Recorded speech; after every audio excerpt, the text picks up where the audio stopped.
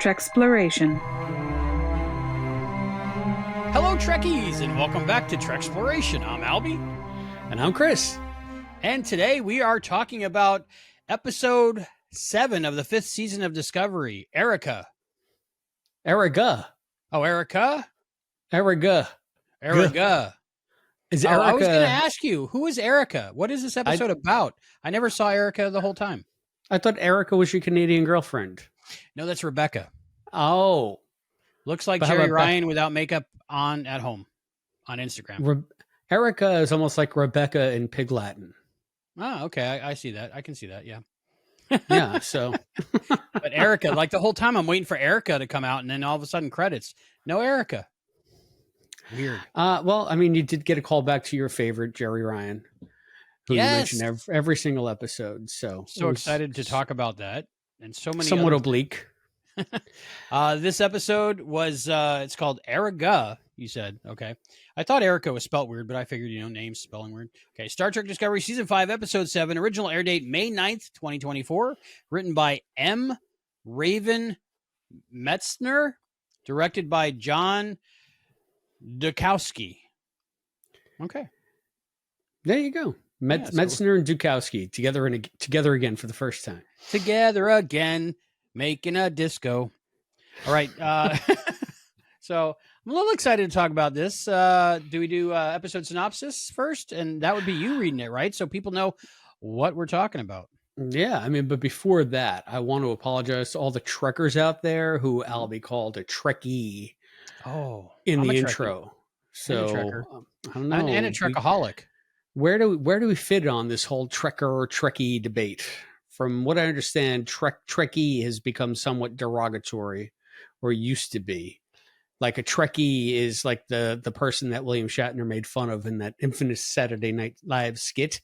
And a Trekker is someone who, studies Trek seriously and embodies the message of Roddenberry and Kirk. I don't know. Get a life. That was a cool skit. Get a life. And the funny part was I watched it and I was like, I do have a life. I watched Star Trek. Right? Yep. And it didn't change anything. But and then he wrote that book, Get a Life. That was a good book. I don't know if you read any of Shatner's autobiographies. That was one. No, I did see his one-man show on Broadway. Shatner's World. Shatner's World, yep. Wow. I saw that on Broadway many years ago. And who's the guy that always does the impression of him? Kevin Pollak. Kevin Pollak was in the audience, came up and said hello at the end. He's friends with one of our friends. That's very cool. So there you go. So yeah, and I didn't read, but I have his album Has Been, which I think is fantastic. Oh, I love Has Been. Yeah, that's a great album. Gonna play it the day he dies. Sad face. I mean, there's a whole song where it says, you're gonna die. It's the whole song. Did you see his new documentary? Call Me Bill. No, what's that street? Is it streaming? What's that playing on? It's out available now for digital purchase. I saw it at a Fathom event at a Regal Theater. And it was supposed to be followed up by a live Q&A, but there was some kind of technical snafu. So I never did get to see the live Q&A. So I'm hoping, because the Blu-ray is coming out soon, I think a couple months, next month, that they'll have the live Q&A on that disc. That would be nice. I have to assume this is like a biography part 2 or something like that, right? He can't be rehashing the same stuff he did in his one-man show that he did in his biography, that he's been doing on the concert for the last 50 years. It is an autobiography for his whole life, but it mostly focuses on the end of his life because a lot of that's been said before, but I think they wanted to include that for people who hadn't seen and read all the other stuff. Mm-hmm. But it was basically him dealing with time is finite and, humans are mortal and he's going to die soon. And that was basically what the documentary is about. And it was very interesting. And his reflections on life and everything he's been through and how he's okay with it not continuing, and but he's going to keep going until the end, and basically he wants to be a tree. So, but it was done really nice. It was it got me in the feels. And there were some Shatner movies and TV shows that he was in that I had never seen, so I was like, "Ooh, I'll add that to the list." And I never knew he had a dog, and I had read 3 or 4 of his biographies. So, well, I mean, Kirk had a dog, so why not Shatner? Kirk had a Name dog. the dog. Name the dog. Was this in Generations? It was in the Nexus. Yeah. The Come wife on. was, what was the wife's name? It was Antonia. That's right, Antonia, because they couldn't use the Carol Marcus. I read that whole thing. I didn't know that. I just thought it was someone else because Marcus told them to go scratch. They wanted Carol Marcus, the actress, to reprise the role, but then the studio said that nobody would remember who she was and everybody would be confused, so they just made up Antonia. I believe that she had passed away at that point. See, I might be wrong, so good to let us know in the comments or something. Yeah, in the comments to let us know. And you got out of that question. You really sidestepped it. Oh, the dog's name is... he put Dill on the scrambled eggs, and from then on, I put Dill on my scrambled eggs. He had a dog? Was it named Woodchopper? Butler. I believe it was Butler. I've seen that like 9 times, 12 times. I have no recollection of a dog. Did you see the dog, or was the dog only mentioned? No, you see the dog. You're not a dog person. That's all. Well, I like your dogs. I mean, if it was a little girl, you would have remembered it. Speaking of, in Lonely Among Us, we're talking about not now, but next, that redhead's back. But anyway. Okay, so episode synopsis for Erigah Bra. The crew of the disco catches up to fugitives Maul and Locke just in time to beam a mortally wounded Locke directly into sickbay. Amidst Maul's goth middle school sarcasm, Michael susses out the real reason for the Erigah Bra. From the Goldbergs. Locke is the scion of the Breen Imperium, and his uncle needs him to claim the Breen throne. Cue the Breen Dreadnought, and Starfleet Command is in a deadly showdown with superior Breen forces, looking to bring Locke home. Meanwhile, the hunt for the last progenitor clue leads Tilly and Adira to an unlikely source of information, Commander Jet Reno. Jet Reno back in the house. I'm excited for Jet Reno. I think this episode needed her, and I'm glad she's in it. Well, so hey, your first impressions of Erigah. My first impressions. I liked Jet Reno, and I liked Culber's jacket. You mean his vest? His cold vest jacket, right? Yeah, Dork thought he was going to drown or something. I don't know. Right? Telling you. There's parts of this episode I liked, but as a whole, it seemed like filler I wasn't interested in. But some things were for me, some things weren't for me. I enjoyed parts of the Maul and Locke relationship parts of this episode, but I was very disappointed that the overall storyteller kind of ruined that moment between Maul and Locke at the end there, because of the shouting into the rafters that the previous episodes that, if somebody dies, we have a cure to bring him back. So you couldn't really get sad that Locke died. So I thought that the writers, producers, showrunners kind of let down the characters of Maul and Locke, because they needed that moment. And I'm sure it was a beautiful moment, but just knowing that they're going to bring him back to life, you can't feel it, So it was very wasted. So that was my first impressions. Your first impressions they go to your last impressions, apparently. It's just, I was like, why would you do that? Why would you tell me he's going to come back to life before you don't do that? To me, it's a foregone conclusion that he's going to come back to life, because it's Star Trek, and they're not going to kill off one of the main antagonists before this is all over. So I thought him dying was actually part of their plan, quite frankly. Because how else would the Federation let them go? And Maul knew that she had a ticket to ride because she had the tattoo. Episode. Yes. We did a whole show about that, if you recall. 11/22/63, an event podcast. The event is now over, but the podcast still lives out there somewhere. It lives on. In infamy! In infamy. I think that this episode improved for me on my second viewing. I'm so glad that we were able to put this one off within enough time for me to watch this episode again, because the first time I saw it, I was kind of like you, thought it was filler. I wasn't that interested in it, but when I watched it just about an hour ago, I was really engaged by it. And I was surprised at how much they packed into this show. There's a lot going on here, and I found almost all of it interesting. I didn't think it was a filler episode at all. I thought it was a necessary episode to sort of put this series back on track to where it needs to get going for the finale. Because what do we have? 3 left? About that, yeah. If my math is correct, yeah. So I was pleasantly surprised on my second viewing by how engaged I was by this episode, and I liked pretty much most of the stuff about it. Mull and Locke still leave me cold. I don't give a crap about them in any way, but especially Mull. We can get into that, but on the whole, one of the most engaging episodes of the season so far. Nice.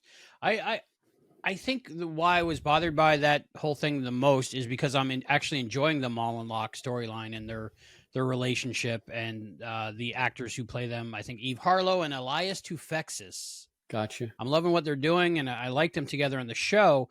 So I feel like I was primed enough to cry at Locke's death if it wasn't shouted out earlier that the progenitors technology is going to be capable of restoring people. Now, if we get to the end of the season and it turns out that it won't do that, it's just, like myths and legends, like different things, and he stays dead, then I totally missed that emotional outlet that I could have had while watching it, just because I'm primed for him to come back to life. But that was the same thing. What was that in Star Trek? Into Darkness. Into Darkness, where the Tribble and comes back to life. The magic Tribble blood. Yeah, magic Tribble blood brings things back to life. So then 30 minutes later, how are you supposed to care that somebody dies? Was it Kirk died? Mm-hmm. Yeah, how are you supposed to care when you know that they just told you how they're going to bring him back to life? Yeah. Just a very bad story choice editing. I mean, you have to put it out there, because if you don't mention it, then also how would you work it? But it robbed me of my moment. Well, let's, before we go any further, see and invite all of our Treksplorers to tell us what they think of this episode. We also have to go all fanboy on the return of Non, but we'll get there. There. You can all reach out to us at patreon.com/Treksplloration. That's where we have our main hub of activity. It's our Starfleet command, so to speak. You can also find us on Instagram at instagram.com/TrekSplorationPod. I should just say at TrekSplorationPod, because that's how Instagram works. Or on X/Twitter at Treksploration. You can also email us, TrekSplorationPod@gmail.com. You can get us on the phone at 707-847-6682. And you can write us a letter at P.O. Box 542, Bayport, New York, 11705. That's P.O. Box 542, Bayport, New York, 11705. Be advised, we only take letters on authentic 21st century yellow legal pad. I also need to thank our current crew of Treksplorers. Let's celebrate $5 member, the cadet Scott Seligman, our lieutenant commander's cosplay dad, one of all, and fantasy fan, and of course, Captain on the bridge, Captain Charles from Texas. Welcome everybody to this latest episode. It's because of you that we're able to do this, and you want to join the fun over there. I mean, we have many membership tiers over at patreon.com/Treksplloration that you can join at. You can also join us over there for free. And it's a great way to keep in touch with the show, keep in touch with the community, and to tell us what you think about episodes such as, what's Eringel Bra, right? Erigah. But we did get some comments from some of our patrons on Whistlespeak. We have feedback from Whistlespeak? Yes, Fantasy Fan, our perennial Fantasy Fan, 1701. Lieutenant Commander, right? Lieutenant Commander, Fantasy Fan, writes about Whistlespeak. He's much like you in this respect. I enjoyed this episode. It felt more like an original series episode. This was probably my favorite Tilly episode of the season. I really like how she stuck through it, trying to finish the race. When Rava spilled all their water and Tilly gave her own water to help them win, that is definitely what Tilly's character would do. Yeah. Breaking the Prime Directive was what most Starfleet captains would do if their crewmen faced a situation like that. Remember Injustice with the situation with Wesley. Picard was not going to let that happen, even if he had to break the Prime Directive, damn it. This also seems to be a problem in all Star Trek. When is it okay to break it? It seems these rules should be changed a bit. So we're going to be talking a lot about this Injustice, I'm sure, which is going to be the next gen thing that we do. Yeah, after Lonely Among Us, we're talking about Justice. Yeah, so obviously it's up in the rotation, right? So I'm excited to watch that one on Blu-ray for reasons. I bet. Yeah, Riker does look pretty fetching in that episode. So. Yes. No beard yet, but still. Mm-hmm. Well, yeah, I mean, I'm glad that Fantasy Fan liked Whistle Speak. Somebody had to. I know that you did, Albie. I enjoyed it. I really did. Yeah. Yeah. But you based it on like a disco curve. Yeah, also. But I think in time it'll be one of the maybe dozen episodes at a disco that actually, make my repeat list. I don't think I'm ever going to go through it again. Maybe if somehow I mature enough to enjoy disco as much as I want to, maybe. So I might go through all one more time, but like this, Whistle Speak will be one of the episodes I go back and just watch, for funsies. I think it's interesting that Fantasy Fan says that breaking the Prime Directive is what most captains would do if a crewman faced similar danger or was stuck in something like that. He does bring up Justice, and I mean, I want to say that I agree with him, but at the same time, I have to think that there are captains that are steeped in the Prime Directive and have been trained that this is, General Order 1. It's number 1. Sorry, but you're going to have to die down there because of non-interference. I'm wondering, have we ever seen an episode where somebody dies in order to preserve the Prime Directive in all of Trek? I can't think of one. I can't think of one off the top of my head. No, so, I wouldn't want to serve on that captain's crew. That's for sure. Well, I mean, maybe they break them out without. That's what I'm thinking, because it's not narratively satisfying, right? To tell a story like you can tell a story where you almost break the Prime Directive, or you got to figure out how to rescue the guy or gal or crew member without breaking the Prime Directive, even though it might be it's a sticky situation, like replacing the person to die with a replicated body or some such. Yeah, that's what's going to happen to Locke. He's going to get a jellyfish robot. He'll have his jellyfish Katra and his jellyfish robot from a golem from the robot of one of the Sung descendants. That's for sure. Yeah. So, how was Chicago? There were no jellyfish or robots to speak of. I did go to the Museum of Science and Industry, however, and I saw the James Bond exhibit. So nice. Lots of James Bond things on display over there. Favorite James Bond film? My dog is barking. Can you hear that? Yep. Must have got a package. Check the stoop. She must have heard me. Anyway, she's barking because she likes James Bond too. Yeah. Oh, wow. Favorite James Bond film? I tried to watch them all from the beginning.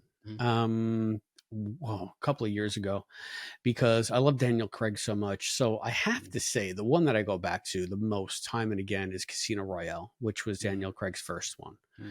That's my favorite Bond film. How about you? Like as a kid growing up, watched them here and there infrequently, like in the theater when they came out. I think I liked Moonraker, just because I've never seen that one. It was sci-fi. Yeah. I bought the Blu-ray set not too long ago, and I made it up to Goldfinger, which is what, second one, third one? Yeah. I think it's the second one, I believe, and it's already doing the smarmy jokes. But I enjoyed that one. I thought that one was interesting, and it was funny because, I had seen Gold Member so many times and enjoyed it, Austin Powers, but I never quite got the jokes, so I was kind of laughing at that movie while I was watching Goldfinger because now I understood it better. But I want to go. I think that's every guy or a lot of people want to just go through all the James Bond films just to do it. Well, So that's you why I know, bought the set. But it's like, when do I get time to do it? also they're of varying quality. Hmm. I mean, most of the ones that came out in the 80s were bullshit. Roger Moore's last few were just embarrassing. And those are the ones that were out when I was growing up. So that's why to me, James Bond was never that big of a deal because I was watching bullshit like Octopussy. So, I mean, A View to a Kill. And it's just so hokey when you look back on it. Yeah. I made it as far as I think I did Doctor No. I thought it was okay, and then Goldfinger. There might have been one in between the two of them, but I it don't was remember. Goldfinger's. I watched most of that, and then I stopped for reasons, and then I never got back to them. But I'll watch Casino Royale every time it comes on. What was the one with the code breaker machine and a secretary and like the spies and the explosion at the consulate? That sounds like a new. It sounds like No, this one was of one of the first the. three or whatever I watched. Oh, I don't recall. I Down in the remember comments watching two below. back to back and thinking, wow, this is the same story done again. It was confusing, but I don't know. Yeah. I think because they did Thunderball and You Only Live Twice, where like You Only Live Twice was a remake of Thunderball because it was like Sean Connery going back to the Connery. franchise or something like that. Yeah. Yeah. Yeah. Some are in universe, some are out of universe. It's very confusing. Yeah. What did you think of have you seen Living Daylights with Timothy Dalton?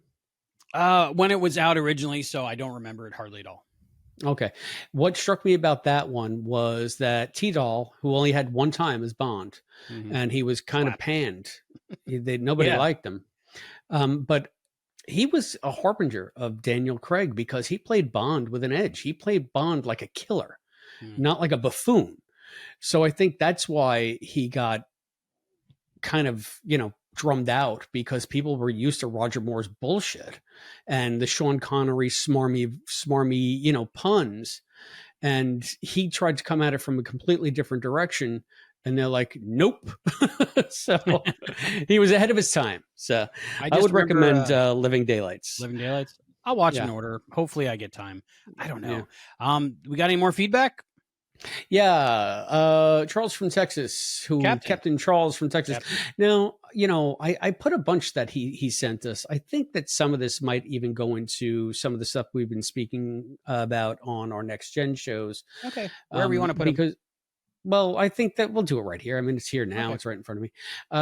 Charles from Texas writes, I'm 51. Okay, this is in response. We've been having a back and forth about how old we were when we first were exposed to Trek. And it really struck me that I think both Charles and Fantasy Fan first saw these in the theater, like Star Trek 2 or Star Trek 3, and then they went back and discovered TOS and TNG and all that stuff. So Charles writes in response to that, I'm 51. My parents were into Trek when they were younger, but never watched it as far as I can remember in syndication.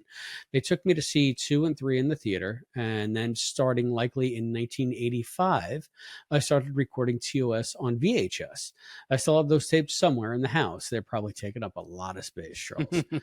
I saw Star Trek 4 in the theater, and then soon after in 87 Next Gen premiered, and the rest, as they say, is history. So, future history. That's cool. VHS. Yeah, see, you got him. It still remembers your spot 30 lucky years later. We got him.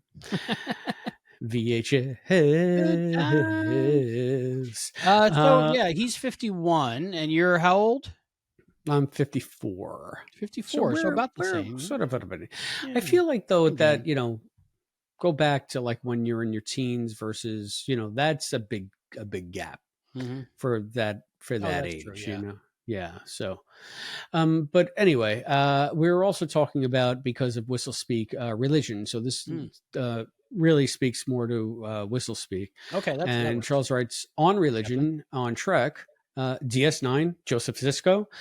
Joseph Sisko cited the Bible a time or two. I'm not sure if this was from a religious / belief standpoint or from a literary reference standpoint.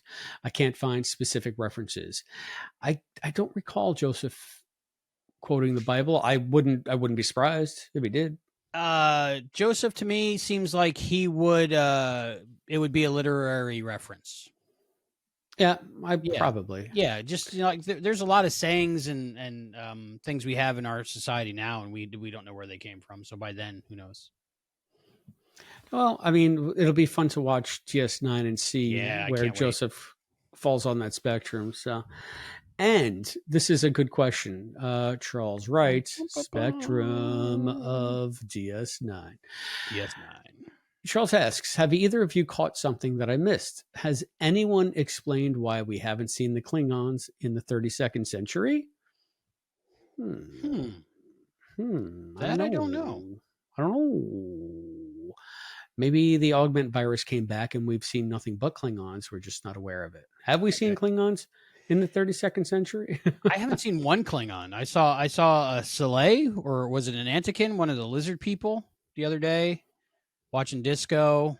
There's some weird looking Ferengis. The Soleil are the lizard people, and they're Are they? only among us. Yeah. Okay. The Antikins are the dogs. The snakes and foxes. Yeah. So yeah, it'd be interesting to finally see a Klingon in the 32nd century and see what they look like. I think they're just avoiding the whole thing. Yeah, maybe. Could be. They got burned so bad before that they're just like, no, we're not gonna touch that anymore. Yeah, somebody touched a time crystal on and they said it's certain death if you show a Klingon in Disco. So 32nd century Klingons are just nobody's bag, Dad. So who is Erigah? Erigah is the scion of the Breen. What are they? The Breen Homogeny? No, that's the Gorn. That's the Gorn. The Gorn Hegemony. I can't say that word either. Me neither. It's the Breen Imperium. There you go. Yeah, I call this one Breen of Thrones. This is all of a sudden taken like a weird turn, but I found it somewhat interesting. You seem to like this episode more than I possibly. So convince me. Tell me about it. Well, again, I saw a lot of moving parts here that were bringing a lot of different story elements together. Finally, we had the last part of the clue, and we know where we're headed for that. I have some things to say about how they discovered all that stuff. But it's the first thing that has made Locke even mildly interesting to me at this point. The revelation that he's Breen, I don't care. The revelation that they're sort of made of jelly and then they have their second face that's the solid face that makes him dumb, I don't care. The fact that he falls in love with Maul, now I'm going from I don't care to I really don't like this. But I don't know. Maybe I'm a sucker for big fat fantasy. I mean, I am a sucker for big fat fantasy. So anything that's got like, I guess, like palace intrigue. Sucker for big fat fantasy. Instagram @ sucker for big fat. Sorry, didn't mean to. Yeah, it's rule 39 or rule whatever that is. It's out there. 47. Yeah, it's out there. It's out there. It's out there. It's out there. But so to me, this puts a new wrinkle in it. It's not just because he shot someone in the shoulder and now he must die. It's much more complicated, and I can fill in those blanks and make it interesting because I guess of some of the stuff that I've read and some of the background, especially from the Game of Thrones books, even more than the series. They were very much into all this palace stuff. But I mean, from Lord of the Rings on up, all the stuff that I've been reading like my entire life primes me for this kind of stuff. So it's more of a Chris thing. It piques an interest that I have. It makes me think of things that I like. And therefore, all of a sudden, I can see myself liking Locke in this situation. And then he dies. So... temporarily, he's just asleep. He got sent to a farm up north in upstate New York with a nice family, and there's plenty of room for him to run around and chase rabbits. It's the Daisy Hill Puppy Farm, and that's where. See, I just had an epiphany while you were speaking. It makes me more sympathetic to the writing team of Disco, because what you enjoyed about this episode is what I wasn't interested in at all about this episode. And what you weren't interested in and actively disliked is what I enjoyed about this episode. So how Mhm. do you write something for everyone to kind of enjoy? I don't know. So maybe I'm being a little hard on them, thinking you should write it for me, what I want to see, because whenever the Breen stuff comes on, I'm just bored and I don't care. And this is the first time it's become even mildly interesting because we got to see a little bit something besides a flashback in a hangar bay. Mhm. So I liked that aspect of it. I like the fact that we're bringing together some of the threads from Mirrors Mhm. with the Dreadnought facing off at Starfleet Command, Yep. um, and I like that they made the uncle. His name was Rune, I believe. Rune. I still can't understand Breen. So Yeah, but to Tarina can. It's the first time I found Tarina to be somewhat interesting too, yeah, that because that was interesting. yeah. So I liked the standoff aspect of it. I liked the negotiation aspect of it. I liked the fact that they were actually having a discussion about strategy and that Rayner could come in and give his 2 cents. And I mean, of course, it always comes back to Michael being right about everything, from Mhm. Admiral Vance saying, "You got to get this guy and get out of here," and her saying, "No, we shouldn't do that. I thought I was the Admiral of Starfleet." Okay, Captain Burnham, we won't do that. We'll follow your advice instead. Yeah, so I mean, that kind of bumped me a bit. It rubs me the wrong way because if you look at it, everything has to hinge on Michael making the right decision. There's Mhm. never a time when she's in a conference room and somebody comes up with a great idea and everybody says, "Yeah, that's great." It's always they're in a conference room, they talk in circles, Michael contradicts them, and then she's right, and then they move forward. And it's in every single interaction in the show. And if anything's going to take me out of it, it's that. But even that didn't annoy me that much in this because I found at least the discussions they were having to be somewhat dynamic in the context of this show, where it's at right now in season 5. Would it stand up to, I think, the classic conference room scenes in Next Gen where they're talking about tech and the tech? I don't know. It's just to me, they're finally using some of the characters in a different way here, and maybe in a more traditional Trek way that I find marginally better. I think we talked about it before, and I think what we've discovered is the biggest failing in Discovery, at least for us, is the fact that it is a show about only one character instead of an ensemble. Because, like those other scenes where things are discussed, maybe in one of the episodes, Geordi has a great idea, runs with it, and then the story follows Geordi. But this story Hmm. always follows Michael no matter what. Yeah, yeah, but I mean, it's that's the way that's what you're going to get on Discovery. And that might not be fair to Michael Burnham or Sonequa because it's great maybe for a Michael Burnham fan, but everybody watching, it's only focused on her. So it's almost like you have this like animosity towards the character because it's only about her and you want to know about the other characters as a feeling. Also, characters are somewhat more interesting, number one, when you can get a break from them Mm-hmm. after a little while Mm-hmm. so that you're not inundated all the time with the same stuff. And number two, if you can watch them fail a little bit. I feel like maybe they're doing this and maybe this is the pattern they've fallen into because Michael was such an anti-hero, unlikable character for the majority of season 1 that I really think that they course corrected into the point where she always had to be the shining example so that they would have a strong center of the show instead of a void where the captain or the hero usually goes. I'm not sure that they, even though they did write her to be quote right in the Vulcan hello, she, her strategy was the correct one, but that wasn't the way Starfleet does business. So, I'm going to you go know, so far as to say that the Michael Burnham character is unlikable in the first 5 seasons. okay. Even, even when she's saving deranged Kelpians from magic nebulas. She has her moments. She does, the character. All right. Well, I mean, we all know that you're a Michael hater. And, Not a hater. I just know. wish they did better for the character and the actress. That's all I'm saying. Agreed. Because I like Sonequa. She seems like an awesome person. I would pay the $100 to meet her. I think that's where we're going to be for the rest of this series. Who knows? It might turn around in the last 3 episodes or so. We don't know. Right, where Vance says, we're going to do this. And Michael says, no, we should. And Vance says, you're relieved. And that's the end of that. So, I mean, but this also gave us a little bit more backstory on Commander Raynor. Mm-hmm. Did you like any of that stuff? I mean, because we did have some callbacks to DS9 a little bit in this, and we got to know a little bit more about how the Breen operate in the 32nd century. Mm-hmm.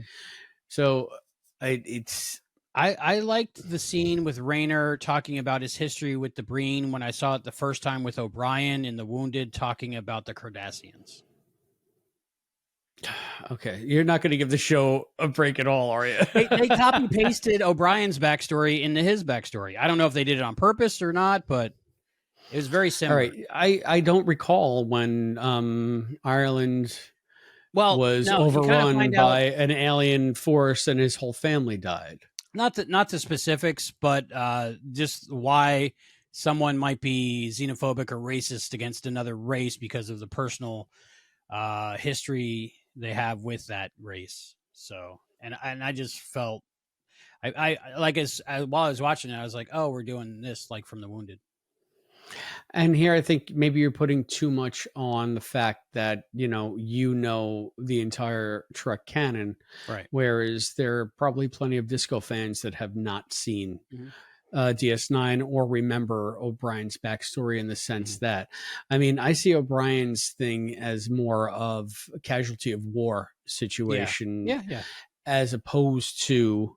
It's like more like Kirk in Metamorphosis with the with the blob with the cloud creature. Mm-hmm. That was Metamorphosis, right? Or am I thinking the companion's Metamorphosis? Anyway, that was a good one. Can't wait to get there. No, it wasn't Metamorphosis. It was. Help me out. But they both have cloud creatures. Yes, anyway, the cloud creature one. I'll keep thinking. The one that. Yeah, the one when he talks about when he's on with Captain Garrovick. And I think the cloud creature kills Garrovick. Yep. Anyway, so God, I used to know these things like that, like the back of my hand, man. Well, what will happen is we'll think of the name of the episode and then the trivia question. Right, exactly. It'll come up. But anyway, to me, this is a little bit more harrowing. Like this is something that I think like a Bajoran would feel. But even worse because at least I don't think that the Cardassians were just out to exploit and destroy Bajor in pursuit of other ends. Like the Raynor and I forget the name of his people. The Vidians. Okay, the Vidians. They just seem to be an afterthought. No, that's not them. I was making a joke. Okay. I forget what they're called. the Raynarians, the Kelleran. It's called Kelleran. The Kellerans. Okay. Yeah, like the Kellerans just seem to be like collateral damage in a skirmish that had nothing to do with them. Right. So I found that to be different enough, and I like the fact that we had his backstory coming in a relevant way to help them with the negotiations, because it was his personal involvement with another one of the Breen commanders, who basically subjugated his world, that gave them an edge in their bluff. That was another thing I liked about this. All of their negotiations were bullshit, but they somehow made it through the rain and found the others who got rained on too and made it through. I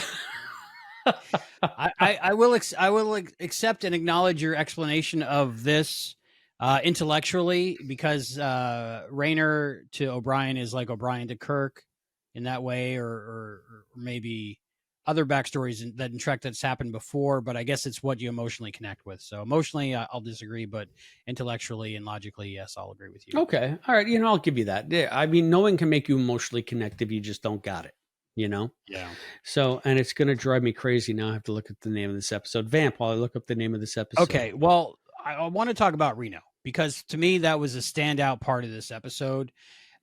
It was a nice welcome relief to everything, because just whenever she's on screen, I'm just giddy school kid, like eating popcorn, enjoying every line that she delivers. So I really like that. I really like that. I mean, it was because show the reason that they had to go to her, was, just a reason to have her there. But I didn't mind it. I was like, okay, because show, just as long as she's on screen. I would like to see a whole episode with her, but I doubt it's going to happen in the time we have left. And I think it's because Tig Notaro is just so naturally charismatic, and she knows how to be that way because she has been a stand-up comedian for her entire career. So she knows how to engage you with the way she speaks. So it can't help but come through in her performances. And I think that's why every scene with her, no matter what they give her, comes to life, because she already has the presence. So it elevates everything that's around it. So the fact, do you really think that an engineer would have been someone that would know of a secret library that deals in nothing but analog? I don't know. I mean, but it's cool. Yeah, it is cool.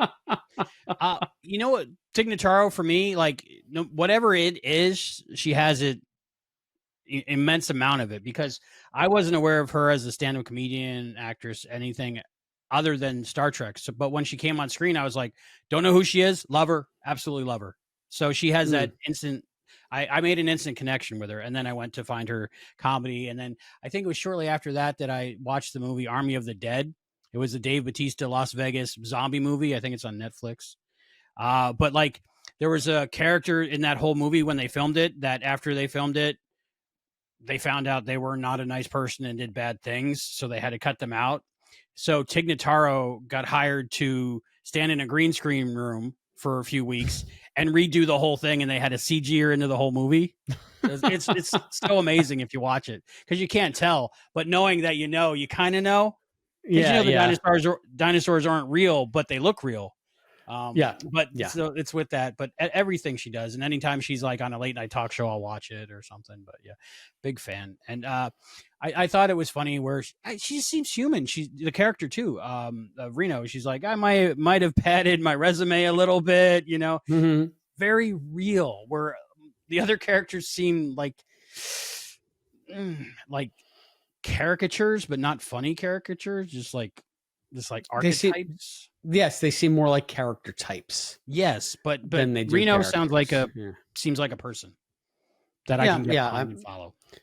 And I think maybe it's just her cadence and her bearing makes her a little bit more, I hate to say this, but relatable to the audience. And usually, especially in sci-fi shows, I really can't stand when they give you like a mundane gateway into the show with a character who just really wouldn't naturally fit into that milieu, but they want to have, like the Ray Romano. So like the Everybody Love Raymond fan will come over to watch this sci-fi show. Because she was on Walking Dead, right? Yeah. And see also that stupid Seth MacFarlane show. Anyway, Ed? That was a good one. No, his Next Gen ripoff. You know what I'm talking about. Oh, Orville. Yeah. Yeah. I mean, so that's a show. That's a show where every single character is for, just the lowbrow gateway audience member, as opposed to the more cerebral sci-fi. I sound like a snob now, but we all know it's true. We'll have to cover the Orville at some point. We won't. That's a Star Trek series. It is. Maybe you will. Okay, I'll be talking to myself about it. There's a few episodes in there. I don't know if you've seen it, all of it, but there's a few episodes in there that is top-notch sci-fi. Like, stands up with the best episodes of Next Gen. Yeah. So I've heard. I think I made it as far as them putting Mr. Potato Head pieces on the robot's face, and then you didn't make it very far. You did not make it. It's like I just cannot watch this. They're short seasons. By the time you get to the end, you'll be crying and throwing stuff at the screen, and happy and elated and angry all at once. And then there's a okay. Yeah, that's a promise. Sounds like a good cry. Yeah. So where were we? Jet Reno. Tig Notaro. One of my faves. Yeah. So she also gives a pithy 7 of limes joke. Oh And yeah, I know I that love that. somebody, oh, by the way, the name is Obsession. Okay. You're my obsession. Who do you want me to be to make you sleep with me? On Not my hard to do. Just give me the go ahead. my I liked it because my I immediately thought of the Shirley Temple, right? Because there's people now that drink Shirley Temples that have no idea who Shirley Temple is. So I'm wondering if that's like the case where there's 7 of limes and nobody really knows the origin, or is 7 of 9 just that famous that they named a drink out after? I'm thinking now the spoilers, because where her storyline ends, I'm thinking she might be as revered in history as Kirk, let's say. So maybe people still know who she is. Yeah, I would think so. I mean, I know she's who the she first is. Borg in Starfleet, so Yeah, that would be if you got a ship named after Nog, you're definitely going to have Captain Seven as yeah. some kind of figure. So I have the 7 of limes recipe here. Shall I read it? I just sent it to you as well. Ooh, yes, please. Um, it's On my kind of right up tricorder. my alley because it's apparently like a gin drink. They Oh, have dude, I know what we're drinking in New Hampshire. that's I don't right. drink, but when I get with you, I seem to drink. Okay, we'll see what happens. Save this My photo so we can give it to the bartender. right, and maybe you want to pop this up onto the screen so everybody can read along with I'll do us. that here. And alrighty, and I will read the ingredients now. It looks like 4 lime wedges, 3 ounces of gin, yum yum yum, 1 ounce of Seagram's 7 Crown whiskey, 1 ounce of triple sec or Cointreau, 1 ounce of fresh lime juice, 2 tablespoons of sugar, plus extra for the rim, splash of lemon lime soda, fresh lime zest, lime twist, and lime wedge for garnish. So this sounds Wow. like an extremely overblown gimlet, if you ask me. It's saying to rub the lime wedge around the rim of the glass. It's a martini glass that you want to use. Right. Dip the rim of the glass in the sugar to coat. Muddle 2 lime wedges in the bottom of a cocktail shaker and fill the shaker with ice. Add the gin, the Seagram 7, the triple sec, the lime juice, and the sugar. Shake it up until frost forms on the shaker. Strain into the martini glass and add the lemon lime soda, and then put in the zest, the twist, and the wedges. That's a little Nice. bit too much for garnish, but I You have guess to have 7 limes in there at some point. I So guess so. you got I to do it guess up. so. You can't end with like 4 or 5 Yeah, limes. yeah. I didn't count the limes, so maybe that's why. Maybe that's what Maybe. that is. I thought there'd So be maybe 7 like a types. scoop of key lime pie in it or something too. Yeah, exactly. Yeah. So or maybe some Lyme's disease. There'll be a tick in there. Yeah. So I won't But get scurvy after drinking that. no, you won't get scurvy. You might get diabetes and die, but you won't get scurvy. Diabetes. I already have that. So I'll have them make it with Splenda. So that'll work. Yeah, there you go. I think the bed and breakfast I'm staying at in New Hampshire. I think there is a bar in walking distance. Bar So we want. There's usually bars in the hotels that just there probably it, will be. Yeah. So we'll see. Yeah, so that's good stuff. I We'll think there's one in in ours. So many limes. That So was a great line. we want everybody who does imbibe and who does like a cocktail, such as myself, who, if you're listening now, make your own 7 of limes, send us a picture of it, and tell us what you think. Let's get a 7 of limes conversation going here. Hashtag Treksploration, hashtag 7 of limes. Yeah, I'm not really sure I know So about, putting whiskey in with my gin. That's a little bit weird. I don't know, because they needed to put the 7. Well, they needed to put a 7, so 7 Seagram 7, and 7 Up and 7 and 7 and lime. That's funny. Put a tick in it for lime. You finally. Thank you for laughing at that. It was very funny. Came right off the top of my head. Yeah, I'm like a Binar. I was just like processing it in the background, and then it finally made me laugh. It's all right. You're very kind. You're very kind. This is what I don't understand. There's like when Reno's on screen and they give her lines and they're good. So how is somebody writing a good part of an episode and a part of an episode which is not for me and I don't enjoy, and it's in the same episode and written by one person? I think once again, when it really is, there is no small parts, just small actors. So I really think that it's her natural ability. She's just very charismatic. So no matter what they give her, she's going to make it good. So that's true. So if it was maybe if those lines were read by somebody else, I wouldn't be laughing and enjoying it. Maybe I'd be like, "Oh, that's yeah." cute. I'll tell you what. If those were Adira's lines, it wouldn't have been that good of a scene. I'm Okay. just saying. All right. Adira was in this episode. They had a little bit of talk about the previous episode. That seemed unnecessary. Tilly and Adira talking about what happened in the previous episode.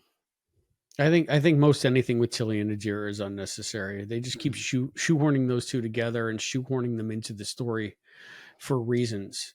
It might be like a side effect of maybe writing the episodes before they're watching the actors perform them, and they didn't quite know if they had chemistry or not yet, and it would work, and they were hoping they would. But I don't see a chemistry between them. I sort of agree. I think I knew what they were going for there. It's that Tilly started out as Adira, and now Tilly is in a better place. She's, for the most part, more confident and competent when the script lets her be, unless they need to fall back on her being incompetent and anxiety laden as she used to be. She used to just be like a ball of self-doubt. And I think that they want to mirror Adira as the proto Tilly, so the Tilly we have now, so that they can have sort of a simpatico journey. Like they're two sides of the same coin. They're just a few years apart. It reminds me of what Kelsey Grammer said about the Niles character on Frasier. When Frasier premiered and Niles came on and he was such a hit, Kelsey said, Niles is just Frasier 5 years ago. And to me, Adira is just Tilly 5 years ago. So maybe that's why they're deliberately putting them together, because if anybody can understand Adira and what they're going through, Tilly would be the one. But they're still giving Tilly like ridiculous moments of doubt. And she's still very much Tilly. She's just not as scattered as she used to be. Maybe it's just the actors aren't like vibing as much, or maybe it's just me. I'm not getting what they're trying to put across with it, and I'm kind of sad because I'm intrigued by the character of Adira, especially now that they're single.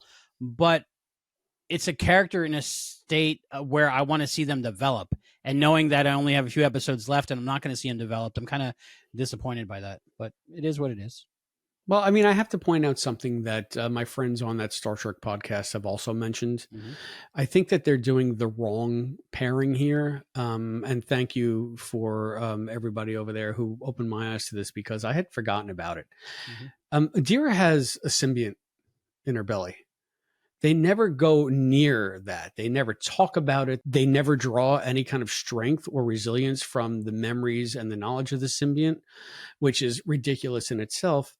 But then you have Hugh going through this entire journey from his Parmakai or his Kolinar or whatever the hell that ceremony is on the Kolinar.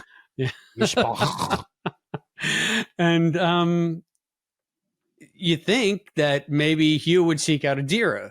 Say, you have a symbiont, and can you tell me what's going on? Can you help me with this? Does Adira still have a symbiont, or was that temporary? I forget now. It's as far as I know, and as far as because I thought the symbiont was gone. Again, it's always listening to my buddies on that Star Trek podcast.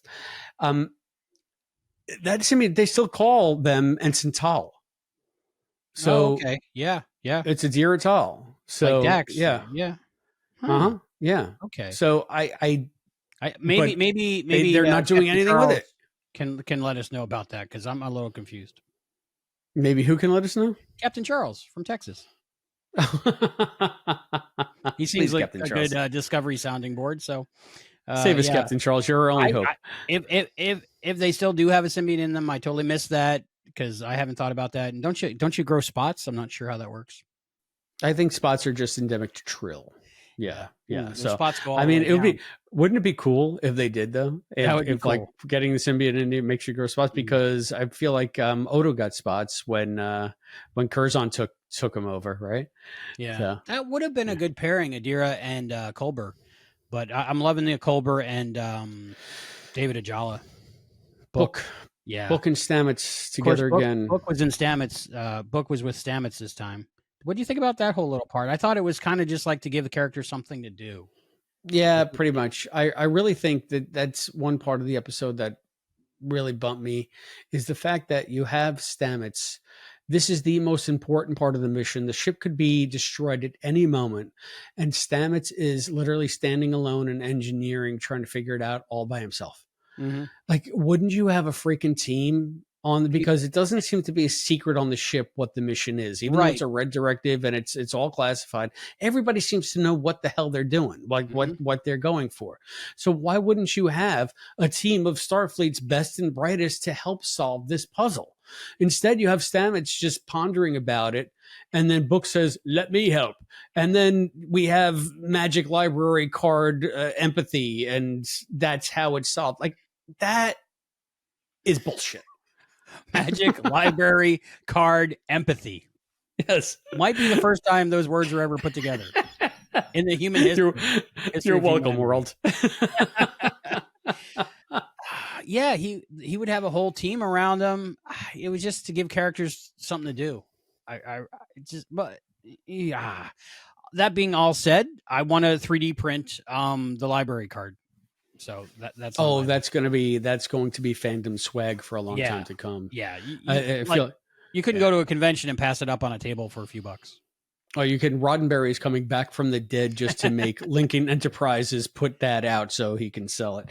Yes. I mean, that's how cool that thing is. That was probably my second favorite part of the episode. Just the library card.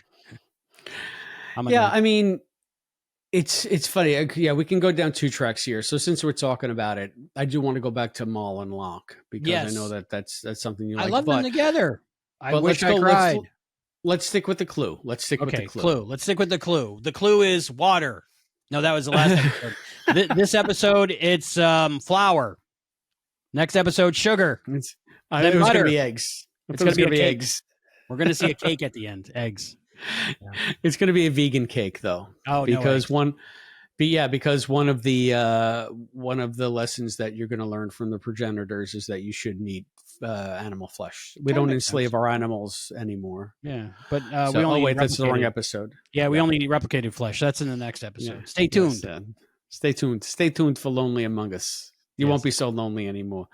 Yeah. I mean, I feel like the card part was cool, but you have to make, again, if they didn't have Book, this is the second time that if they didn't have someone like Book, who should be in jail somewhere, by the way, on the ship because Burnham plays favorites, then they wouldn't have gotten the next phase. They wouldn't have gotten to the next step. And again, that's just lazy writing. Like, they're making it so disco specific where no other crew in the fleet would have been able to solve this because of some of the more unique characteristics of the disco crew happen to be the very thing that unlock the secrets of the progenitors. I don't know if they would do it that way with every show because obviously you want to give your characters a stake in what's going on. But to me, it just seems glaringly obvious that they're tailoring all of this to highlight certain crew members in certain weeks to give them something more to do. And I don't know how well that stands up. To me, the writing is, I don't know if this is the right words, but it's my feeling. It's on the defensive. Like they're like painted into a corner. They painted themselves into a corner. In many corners, and they write to get to the next episode. They don't write to tell a good story. It's like they have to satisfy. Maybe there's too many cooks in the kitchen, and there's people and boards, and they have to satisfy all these things, and they have to put these characters in every episode, but not these characters, and they have to give them something to do. Who knows what they're told they have to do to write the story?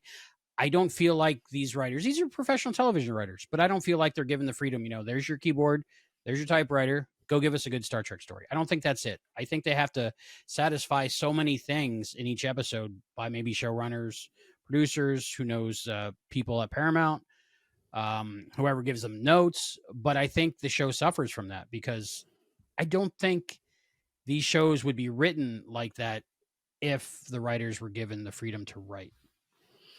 I think it comes down to showrunners, quite frankly, Mhm. and I'm going to go with our experience with Quantum Leap reboot. Now that it's canceled and it's not coming back, we can speak more frankly than we had on the podcast. Even though we never pulled punches on the podcast, but No. you don't want to highlight the fact that there is a marked difference in quality between season 1 and season 2.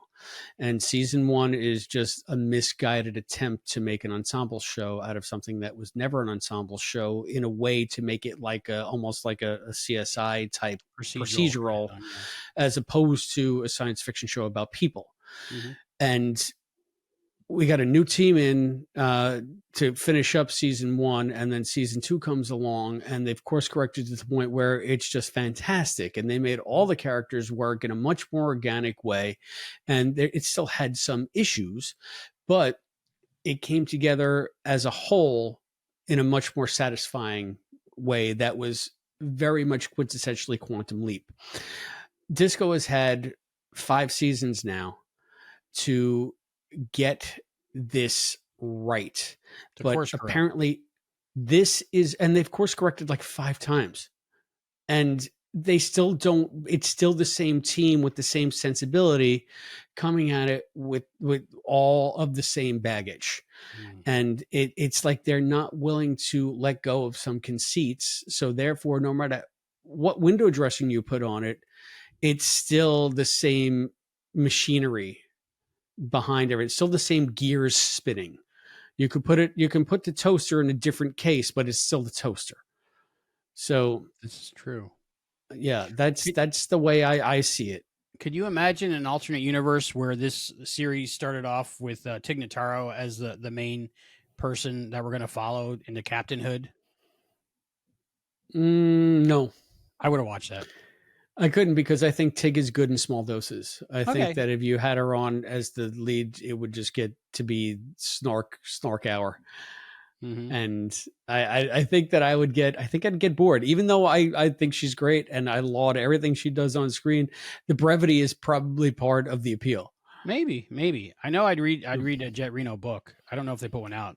Let me know if they did, but I'd read that one. So okay, written by Tig Notaro. Yeah, like Andy Robinson wrote his own book about Stitch in Time. It's great. Was it Stitch in Time? Yeah, that was him. I read that. I read that one. Yep. Yeah. So yeah, and Armin wrote the Rules of Acquisition. So. Oh yeah, I read that, and I have it as like a handbook, and I heard the audiobook version of the Rules of Acquisition. But I can't really. I'm sure we'll get there at some point. Yeah, we'll get there. Maybe small doses. I don't know.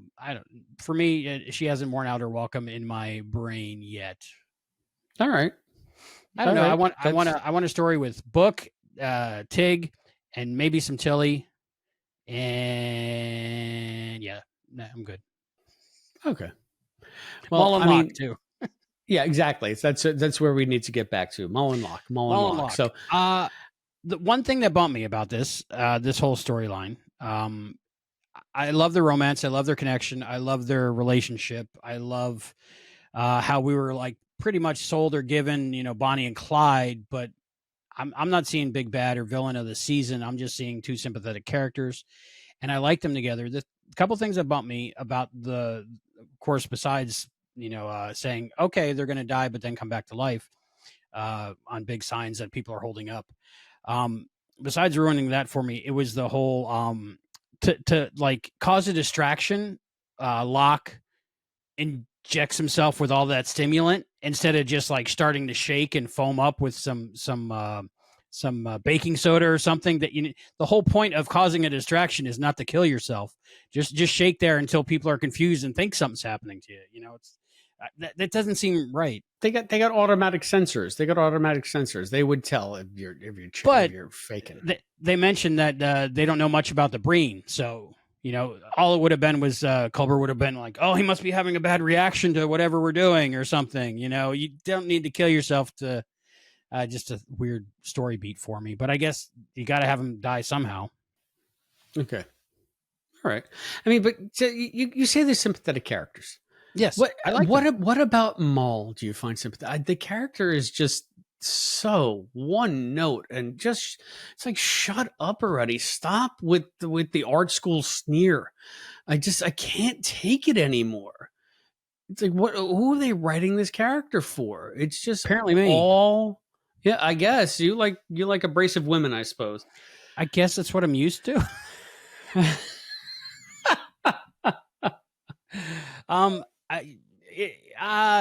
Dumb male. She's hot. I'm gonna watch her and enjoy the character probably.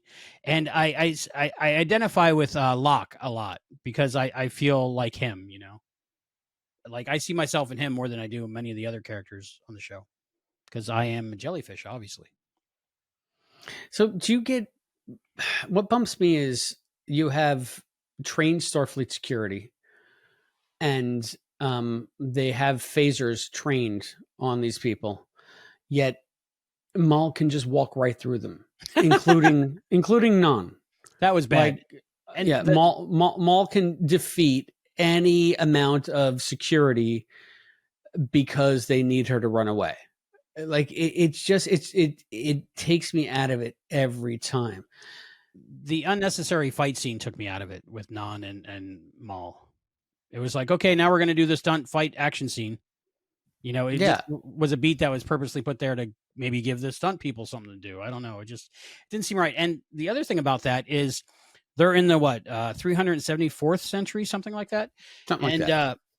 They have the force field that Maul and Locke are in, and then the Doctor can walk through and back when they turn the button on and off. Come on, AI by then. You're going to say, let these people through and don't let these people through. And then it would and wouldn't. So that just whole thing. And the phasers, no.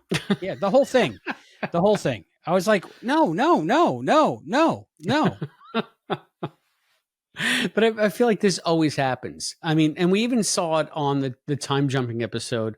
And we saw it when she was in the Breen hangar bay. Mm-hmm. They are continuously having characters fight people in body armor and helmets and like knocking them out with their bare hands or like punching them in the chest in their body armor and like they're taking the wind out of them. It's like, why are they even then wearing this armor? I mean, it obviously does nothing. The armor's made out of craft foam. That's why it's not helping. I guess it's I never thought of that. Yeah, a punch to a suit of armor. That's not going to do anything. You're so right. Yeah, I mean, if you look back in the Face the Strange episode, there's a scene with Tig, and she's fighting. I don't know who invaded the ship. Maybe it was the Orions or something. Somebody like that. With like motorcycle helmets on. Yeah, right. And Tig is just knocking this guy out with her bare hands. That I buy. Tig is cool. Yeah. Yeah. Yeah. Now you say that I'm 85 pounds soaking wet. You have, she's less probably. Yeah. Yeah. Come on. But she had that whole Ripley thing going on. So I was into it. I never thought about that. That's crazy. The other thing that bumped me about this whole scene and this whole episode about Locke is they have to get a Breen refrigeration unit to heal him. Cold is cold. If you have to refrigerate him, I'm sure Starfleet has a technology to make refrigeration. You don't need this special Breen refrigerator. Maybe it's got like special Breen coolant that helps their jellyfish DNA. It looked like it was just cold inside the force field because Maul was cold too, right? She needed a jacket. Yeah, Culber needed a jacket. It was just cold. And the way Culber explained it was they heal in reaction to cold. Yeah, okay, that's why something do you need this special unit. But that's something out of DS9 too. I think the Breen suits were also cold suits at times. I have a theory of why they did that though. They need some kind of equipment that has the stimulant there so he can overdose himself. So if it was Starfleet equipment, they would have thought about that beforehand, and they wouldn't do that. They'd be like hyposprays instead of like all of it at once right there. So it was creating a problem to solve another problem is what I thought. Gotcha. Or was solving a problem to create another problem. Mm-hmm. One or the other. Yes. Yeah. Mm-hmm. It's an Ouroboros. So I guess Red Dwarf. Anyway, yeah. We got 3 more episodes coming of Red Dwarf. We got to cover those at some point. Probably not. Yeah, I have to watch pretty much all of those. So I've only seen a handful. But I do love a chicken vindaloo. Yes. So, I see it. but yet you still say that Maul and Locke, and that is what you thought was the most engaging part of the episode because you buy their romance.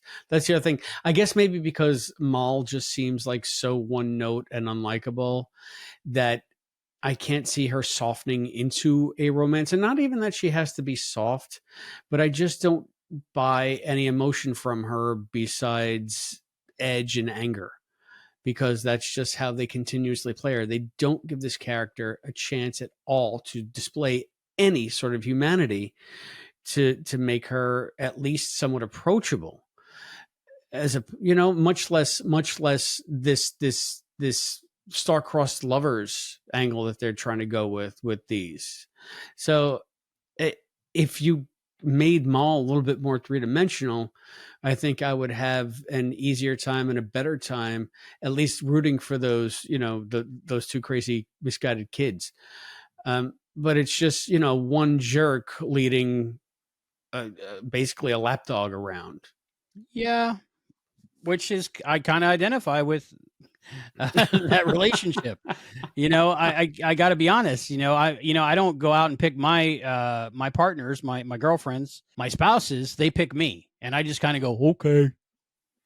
So I kind of feel like, again, like Locke. I mean, give yourself a little bit more credit than that. I mean, you kind of feel like Locke. I mean, I heard, I think it was on Wings, Helen Hackett, before she was Helen Hackett. Helen Chappell said, men love the women they marry. Women marry the men they love. So explain that to me, because I'm slow. I'm processing. I guess it's basically what you're saying. So I think what I took it is that a guy, if a woman shows interest, will fall in love, and therefore, so they'll marry them. Whereas a woman will decide beforehand that she is in love with a guy and then get serious about marriage. So it seems to be like you're talking more reactive. A male is a more reactive kind of thing. If someone shows interest, then they'll marry them and fall, that's the basis of the love. Mm-hmm. Whereas a woman will see something interesting in a man and act on that, and then that will grow into a love, and then they can decide to get married. It's more of a proactive versus a reactive is the way I saw it. And I think that's what you're describing there. Maul is being more proactive here because she has decided that she sees something in Locke that she loves. Whereas Locke is just like, wow, you're not another asshole in a helmet. Let me run away with you. So yeah. And it doesn't hurt that she's hot. I'm sure even the jellyfish can appreciate that she's hot.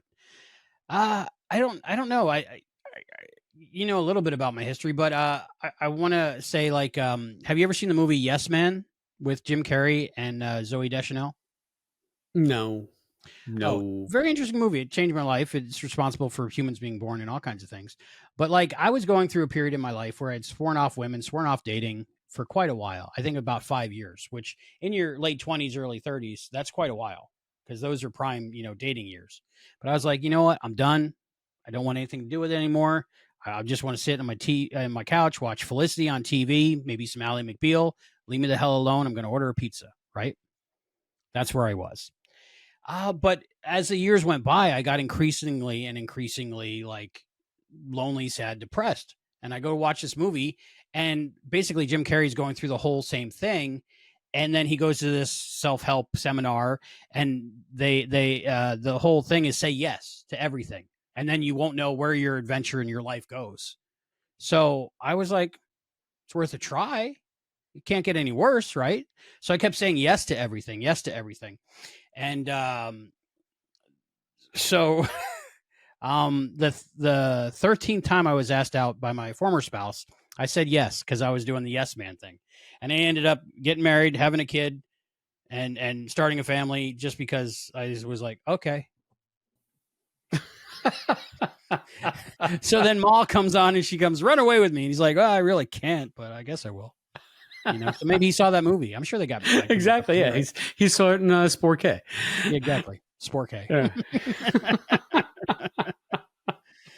Anyway, but I feel like we're tangenting all over the place here. The whole Game of Thrones, which I've never seen or read yet, but because I heard it ends bad. So like, why even put myself through it if it's good but ends bad? I've only seen like the first 5 or 10 episodes. But like the whole like the inheriting the throne and who is what to who and the Breen and all of this stuff, and I don't care at all about it. It doesn't do anything for me. There's no spark in me when I'm watching that cares about that part of the story. So that was like 70% of the story. So I'm enjoying the other 30% though. All right. And we're the opposite then. So they wrote part of it for you, part of it for me. The only thing that really gives me pause is to say, why does the uncle need Locke to ascend to the throne if Locke is essentially the heir to the empire? Like he is the scion of the Breen Emperor or whatever the hell it is. Why doesn't Locke just say, "You're arrested, guards, get that asshole, get the throne room ready. I'm going to take control of the entire Imperium." I mean, and if he doesn't want it, then just say, "I abdicate my throne to Uncle Loser over here so that he takes this Erigah off my head." I don't understand why they need him as a pawn if he is the scion. It's not like this guy's a regent and Locke is a minor and therefore can't take the throne. Maybe it is. Maybe you have to be 1,000 to be able to take the throne in jellyfish years. I don't know. But it's they have to explain why Locke is somehow in thrall to this uncle. Even if the uncle raised him, that's great. The uncle at one point might have been a regent for him, but he is obviously an adult now. So he can rule of his own accord. And it gets more into like the palace intrigue stuff that I was talking about. So this is immediately where my mind went. That's a little bit of a logical hole because he's reached the age of ascendancy. So there's got to be some more explanation. Lucy, you got some explaining to do. And expanding on that, I don't know if you've noticed, but to me, the Breen look like they're 6 guys just used over and over again. Why don't you just pick your buddy over here and go, "This is my nephew," and he's, I'm going to say it, but they all look alike. It's so Breenist. Like, I mean, you don't have to. And they're jellyfish. I mean, and they can they're shapeshifters inside helmets they don't take off. They're Mandalorian. I don't know. It's just okay. So yeah, right. So I watched this 2 or 3 times, so I have to find something I like. So I like Jet and I like Maul and Locke. All right. I mean, I think I've hit pretty much all the beats that I have on. Yeah. Let me check my notes while you vamp. Yeah, I'll vamp. So, I mean, while you check your notes, I want to know who your episode crushes. Oh, Tig Notaro, no doubt. 100%. Okay. My episode crushes that sweet, sweet library card. Oh, yeah, that was a close second for me. I like that, and the vest jacket. I like the vest jacket. Like if I ever get to cosplay the Doctor, it'll be that version. Yeah, cool. The episode is mostly unpleasant for me, but I did like those certain parts. Again, I like Elias Tufexis. I like Eve Harlow.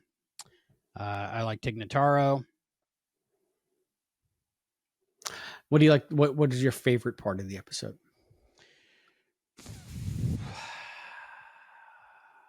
When Tig Notaro was on screen.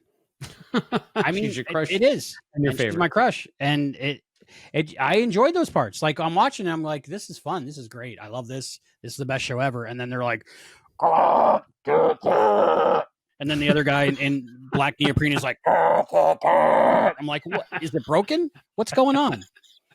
It was definitely 2 different episodes going on at once. And I kind of liked the part where like impending danger, like the Breen was coming. That seemed interesting, but everybody seemed not concerned about it until they were there, which was weird. But Tig Notaro, Jet Reno, give me the Jet Reno show. I'll watch it. Put her on the crew with Jerry Ryan somehow. I'll take it. Okay. Yep. So final ratings, Chris. Final thoughts. Do we do that or do we do something else? No, well, you have to give me ask you. You're so rude. I mean, you get your I'm way. so sorry. and What are then we you're talking like, about? What was my your favorite part of favorite the part, episode. Chris? Chris, what was your favorite part of this episode of Discovery, season 5, episode 7, Erigah? I think it was when Erika spoke Breen. When Oh, Tarina, I missed when it. Tarina Erika was speaks. one of the Breen. How do you write that anyway? I don't know. In the what is it? The closed caption? It said like garbled computer sounds or something. It was just bad. No, it just says speaking Breen. Speaking Speaking Breen. Breen. Okay. Yeah, that is right from DS9. That's what they sounded like in Yeah. DS9. Yeah. So Yeah. So I don't know. that was right from wasn't that from Jedi, right? That's what Leia sounded like too when she. Oh had yeah, the, yeah. Oh yeah, totally. It's the same. It's the same character design. It's the same noise. It's the same everything. They borrow from each other.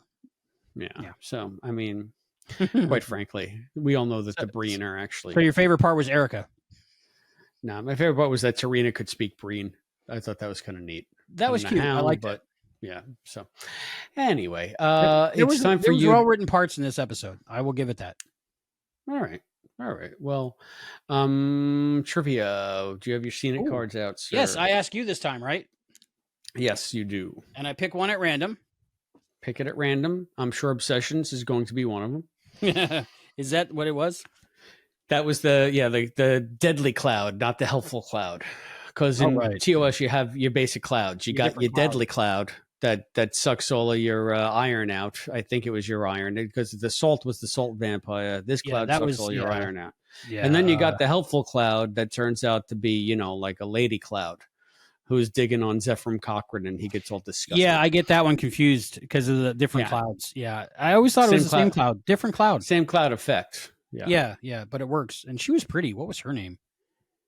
The one that died and then the cloud took the corpse over? The zombie lady at the end of the Zephram Cochrane episode? Yeah. Yeah, I forget. Okay. Can't wait to get there. I mean, yeah, she did have a very 60s look, though. Okay, I got you for 3 questions. First question is question number 1. In the motion picture Nemesis, what ship has William Riker been assigned to command? Oh, now, had it not been for Lower Decks, I don't know if I would have known this. The USS Titan. That is correct. You didn't read the Titan books? Oh, I guess I should look at it, but yeah, Titan. It is Titan, yeah. Yeah. No, did you not read the Titan books? No, I didn't read any of the next gen books. Okay. Except for Q Squared. We'll get there. Q Squared. That's a good one. Question number 2. How was the USS Equinox transported to the Delta Quadrant? That was from Equinox Part 1 and 2 on Voyager. Yeah, isn't that the ship that comes apart like Battle of the Planets? I'm going to have to say they got transported through the Badlands and the Corn on the Cob Town. Corn on the Cob Town. Corn on the Cob Town, yeah. No. Yeah, it's right there, right? By the Caretaker, Star Trek Voyager episode Equinox, yeah. So that is more Badlands stuff. Yep. One of the reasons I bought an Equinox, I drive an Equinox because it's named after that. Of course. I used to drive a Voyager, which was a minivan. Not as cool. No. Okay, question number 3. So you got that right, even though you're not a Voyager guy. That's pretty Corn cool. on the Cob. Yeah. It's more Battlestar Galactica. Like the Equinox, was basically like Battlestar Galactica, just trying to survive and get back, and didn't have all the high ground. Let's say. Okay, question number 3. Okay. The Next Generation episode, "The Measure of a Man," first shows that what casino game. Oh. Let me read that again. The Next Generation episode, "The Measure of a Man," first shows that what casino game is regularly played among the Enterprise D crew. The most ridiculous hobby for this entire group to have. I would say poker. I barely know her. I guess I just have to have questions for people playing the game on family game night that only saw some of the episodes once. Maybe. Right, and they don't know what they're. So with the Equinox, what are you talking about? The Equinox they didn't get, poker they got. So different difficulty levels. You got all 3. Congratulations. Well, thank you. Good job. Our record's pretty intact. Different difficulty levels, as long as every level is easy. That's So what does it say about this episode where I dread watching it again, but I can't wait to drink a 7 of limes? Well, I mean, you can drink a 7 of limes to go out for the last episode. How's that? You don't have to watch this one again unless you want to just take a shot of a 7 of lime when she mentions it. Okay. You can do A drinking that. game. You can do that. Yeah. Drink every time they say 7 of limes, which is once. Yes. It's cool that so Tiggs, that's your kind of drinking game. It's cool that Reno just takes a shift bartending. Yeah, at Reds, right? I guess Yeah. they have a Ferengi bar on the disco now. You know what it is? Every bar has to be a Ferengi bar. I think Jet Reno is supposed to be on lower decks, and for some reason she's on Discovery on disco. She's a human character, well written, well acted. Yeah. All right. What's your Trek and Tell, sir? What would Trek and Tell? Do you have a Trek and Tell or me? What are we doing? I have one. Okay. Let's see your Trek and Tell. Since it's sort of tangentially, it's a tangential Trek and Tell, but you know how that that's what they said. Just to maybe expand on the thing that you had sent me last week. Mm-hmm. If everybody sees he's behind me, Ensign Lynch. Ensign Lynch, just like you did to Ensign Lynch. So it reminded me, every time I hear Captain Rayner, I think of my favorite Green Lantern, Kyle Rayner. Right. And then I thought of all the action figures I have ever bought that I have. Ensign Lynch is number 3, but the only other 2 that I have, and they're still in the packaging, are my Kyle Rayners. So nice. I have Crab Face Kyle, which is my favorite Kyle. This was his first iteration as a Green Lantern, and to me that's classic Kyle. I love that look. And then it comes with a ring that you can wear. Yeah, and then they have a second version of Crab Face Kyle, but it's a little bit more souped up, and it looks like they just painted a Superman doll. Like, Kyle's not this muscular. It's crazy. Yeah. And they made the crab face even crabbier, and this one looks like it's like a little too slick for the room. Mm-hmm. But I bought it because it was a Green Lantern thing. But of the two Kyles, this one is better than that one. But how do you feel about the Green Lantern movie? The Ryan Reynolds one? Yeah.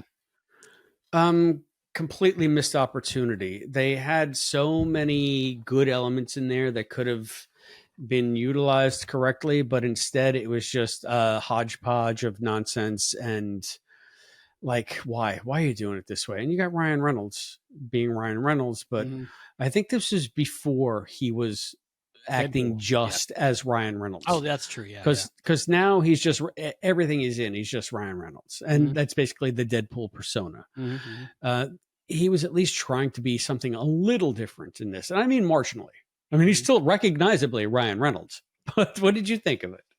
I enjoyed it. I don't think it deserved all the hate it got. I liked rewatching it when it came on streaming. I think it's on Max or something. I thought it was funny in the new Deadpool commercial preview that they says, as long as like the suit's not green and CG or something when he's getting hauled away. I don't know. Something like that. I thought that was funny. It was in the second Deadpool. He's traveling through time and he shoots himself in the head for reading the Green Lantern script and saying, "Yeah, this is going to be great." Yeah. So, he shoots himself in the head, and then he he leaves the screen. Then he comes back and takes 4 more shots. I can't wait to rewatch those because Deadpool comes out about a month from now. Yeah, part 3. Yeah, so I can't wait to watch those again. No, it's not Deadpool 3. It's Deadpool and Wolverine. Yes, part 1. Different from Deadpool 3. Okay. So, anyway, that's what the director is saying. Do you have a Trek and Tell, or is it just going to be me today? I think just you. I think I have one for Lonely Among Us, so stay tuned. Okay, sounds good. Yeah. There's a Laserdisc behind me, Lonely Among Us Laserdisc. I don't know if that counts. Go. Yeah. Okay. So, done. And now we'd like to get some final thoughts. So what are your final thoughts on? I'm going to go first since I want to end more positively. So I think you might like this one more than me. Everybody works hard on the show, but most of it wasn't for me. The things that were for me, I really enjoyed. So I got to give it something. So now I need my glasses for this. I'm going to give it 2 hard to find folios for a shady antiquarian archivist. Okay. I like it. I'm going to give it a 2. And my final thoughts on it was not for me, dog. Not as bad as what was it, Mirrors? Mirrors. Yeah. But most of it was just filler and noise and missed opportunities for me. Okay. Well, what are your final thoughts and ratings for season 5, episode 7, Erigah? It came together for me as a pivot point for the season. Pivot. I enjoyed much of what I saw because I think it made me think of 90s Trek in many ways. And I'm excited. How? Mm-hmm. Oh, just the conference room scenes and the deliberations and there was more talky than pew-pewy. There was more character interaction and sort of creative problem solving than people just looking to St. Michael to see what to do next. Even though it ultimately turns into that, at least they gave a nod towards this being a collaborative effort. And I kind of like that. They did the same thing with Stamets and Tilly and Book and Reno and Adira, and that came together a little bit too. Even though I made fun of Stamets just standing there alone, they were trying to put pieces together, and they even gave Hugh something to do here, and they just packed a lot of character in to this one episode, and everybody had their role to play, and that's a refreshing change on Disco, which is usually just focused on one character and everybody revolving around that character. So I guess maybe I hadn't even put my finger on it until this moment. It was much more of a genuine ensemble piece, which is what I liked most about it. I can see that. I can see that. Yeah. So, I mean, and we're grading on the Disco curve here. Right. Right. So I'm going to give this in Disco terms. All right. I have to qualify it. I give it 4 telepathic library card memory sticks. All right. Awesome. Yes. I like it. I'm glad you enjoyed it. It's great that you enjoyed it. So I mean, there's got to be one that comes along, you know? Now that you mentioned St. Michael, now I need the St. Michael religious candle. You know how they have religious candles for some reason, like in like jars? I need the St. Michael one now. With Sonequa on there. Why do I collect so much memorabilia about her character and I don't even like it? I don't understand. But I would buy that. I'm sure it's out there. Rule 37, right? Rule 37, yes. All right. So what are we talking about next time, Christopher D. Philippus? What episode of Disco? Ooh, well, get your David Bowie fright wigs out because next time it's labyrinths. Like mirrors, labyrinths. I don't know what it's about. I guess they're going to go to the floating space library in the Badlands. Yeah, it's like Memory Alpha, right? Something like that. Floating Memory Alpha, but with paper. I guess maybe that's what, now we know where Kovac gets his yellow legal pads from. At this place where they go, that's a library in space. At Analog Depot. I'm excited about libraries, so hopefully that'll be cool. And they have a card to go to the library, so they'll let them in, right? Yeah, I mean, I remember. As you know, I'm a book guy. So anytime you want to go to some ancient archive, I'm there. I like that kind of stuff. And I just hope that they do the milieu justice. It should I'm already engaged because library. So library. Yeah. I'm hoping this takes one of the characters that haven't been really showcased and developed yet and puts them in a situation where they have to go through the library and figure something out maybe. But probably it'll be like that, right? Like one of the other characters. I'm hoping that there are astronauts in suits that are actually kind of zombies behind the helmets, and that Alex Kingston somehow shows up and says, "Hello, sweetie." I would love that. Hey, who turned out the lights? Hey, who turned out the lights? I would love that. Speaking of, Boom came out, and I haven't watched it yet. But first, what's Boom now? Boom is the newest episode of Doctor Who.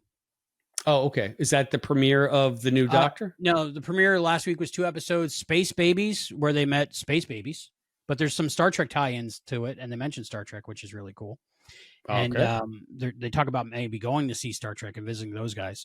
But they have Space Babies, and then the one after that is I think I forget what it was called, but it's Maestro. It's about the Maestro, about music, and really cool. Jinx Monsoon is a guest in it, and they go back and meet the Beatles.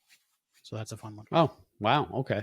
Yeah. Well, So, yeah. This one is Boom. Spoilers. Where Boom, he steps on a landmine, and that's all we know. Boom goes the dynamite. We don't know. Yeah. Boom goes dynamite. So I'm excited to talk about Labyrinth. That's for you, Alison Pregner. I'm excited to talk about Labyrinth. I only first watched Labyrinth about maybe 6 months ago in my life, which I was surprised that I never had watched it. So I'm excited to talk about that movie. Jennifer Connelly's in that too, right? Jennifer Connelly, is it? Yeah, Jennifer Connelly, right? But she was young. Yeah, I got it on Superbit DVD because for a while I had to buy every single Superbit DVD that existed, and that was one of them. And I popped it in. I really enjoyed it. Yeah, it's got David Bowie and Jennifer Connelly and Domino Rigel the 17th and Pilot. Farscape, right? Yep. Yeah.